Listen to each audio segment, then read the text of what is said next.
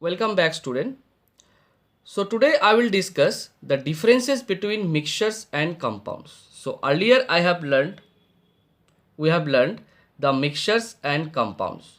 So mixtures and compounds can be differentiated by the six or more properties. Suppose like your nature, structure, composition, separation of constituent and energy changes. See, in case of mixtures, two or more elements or compounds or both are mixed together in any proportions such as they do not combine chemically, a mixture will form. But in case of compound, see, when two or more elements unite chemically in a fixed proportions, a compound is formed. So in case of compound, suppose water is also compound, water is also molecules. So in case of water, the ratio is constant, that is 1:8. That time compound will form. So compound, if the two are in case of compound, two different elements are mixed, your hydrogen and oxygen, so different element, and mixtures also two different element are mixed. But the thing is, in case of mixtures, the two elements or two substance are mixed, there is no any kind of proportions or there is no kind of fixed ratio of their atomic weight. But in case of compound, the two elements are mixed, it is true, but also their proportion, the weight proportions, atomic weight proportion is fixed. Okay, so that's why compound is a pure substance if it is if their weights, atomic weight ratio is fixed. If it is not fixed, that time compound will not formed and it will not form a pure substance. Okay, so now coming to the point, that second point, that is your structure. So in case of mixtures, mixtures may be homogeneous or heterogeneous. In case of compound, the compound are always homogeneous. Okay, suppose this is a water, suppose it is a water, so water is a homogeneous.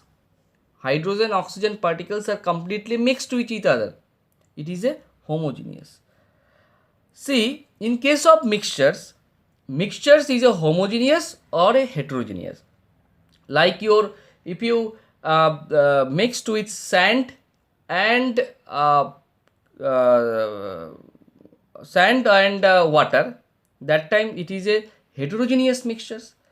Over your salt and water, it is a homogeneous mixtures, but both the cases it is a mixtures. So mixtures may be exist in homogeneous and as well as in heterogeneous nature. Okay, and your that is your compound always exist in a homogeneous. Composition, in case of mixtures, their constituents can be present in desired ratio. Desired ratios means any ratios. Suppose if you add 1 gram of NaCl in 100 ml of water, that time it is a mixture. Again, if you add 2 gram of sodium chloride into 200 ml water or 100 ml water, that time is also a mixtures. Properties, the constituents of a mixture retain their individual chemical and physical properties. But in case of compound, the properties of the compounds are entirely different from the properties of their constituents. The properties of the, suppose example of water, the properties of hydrogens and property of oxygen, it is completely different from water. Okay, separation techniques. So in case of mixtures, your homogeneous mixture or is your heterogeneous mixtures, they are having some separation technique. By physical means, you can separate out the heterogeneous mixtures only, some heterogeneous mixtures, but homogeneous mixture you will not separate out by any kind of, by your hand or see, you cannot separate out. Suppose your salt and water mix, that time you cannot separate by your hand the water molecules and the salt molecules. But if you have sand and water, that time some sort of sand particles you can separate out. But it is not a suitable technique all the time, all the mixtures. You will learn these things in a different chapter. Okay, no problem. That time we will discuss about the separation technique of homogeneous and heterogeneous. It will vary because many of the techniques, heterogeneous mixture, suppose you add your pulses and rice into it, that time you can easily separate out by your hand.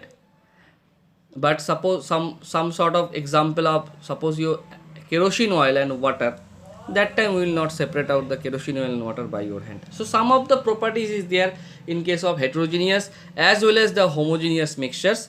So they are having some different kind of techniques over there, and by which you can separate out. But in case of compound, the constituent of a compound cannot be separated out by any kind of physical means. So earlier I have discussed very important point, that is energy change. So in case of mixtures, during the formation of a mixtures, no energy change is take place, means no heat will absorb or no heat will released. But in case of compound, during the formation of a compound, energy change will be take place. When the compound will form, suppose if you add calcium oxide into water, that time calcium hydroxide will form, and that time energy will produce. Remember, so calcium and water, two different substances are mixed, and this different substance lead to the another thing, that is your calcium hydroxide, and this is your compound, because the weight proportionality is fixed here. Okay, and they have some definite ratio is there, that's why it is a compound. And the formation, during the formation of this compound, that time energy will change. Okay, so you have to clearly distinguish what is compound and what is your mixtures. In case of mixtures, that time no energy will change, but in case of compound, the energy change must be takes place. So this is a very important point. In higher classes, in future, you will learn these things, okay, in details. Now coming to the point, why air is regarded as a mixture? The very important questions, because we know that air is formed by the different kind of gaseous substance, like your oxygen, carbon dioxide, water vapor, nitrogen is there. So you will not see along all this is hydrogen, see this is oxygen, this is nitrogen, this is carbon dioxide, this way. Okay, but it is a mixture. Why? Because the proportions, if you see the proportionality, or you can say the percentage, or the amount of nitrogen that is higher, that is almost 77-78%, and 20-21% is, or 22%, that is your oxygen, and the other gas will vary, like your carbon dioxide, water vapor, some of the inert gases also there, like argon. So that means air is a mixture, because it is a combination of different kind of gases in different proportions of their existence in universe, or you can say that in air, not universe, it is your air. Okay, so this is the reason. Now coming to the point, why water is regarded as a compound. So next video I will discuss these things. Okay, thank you.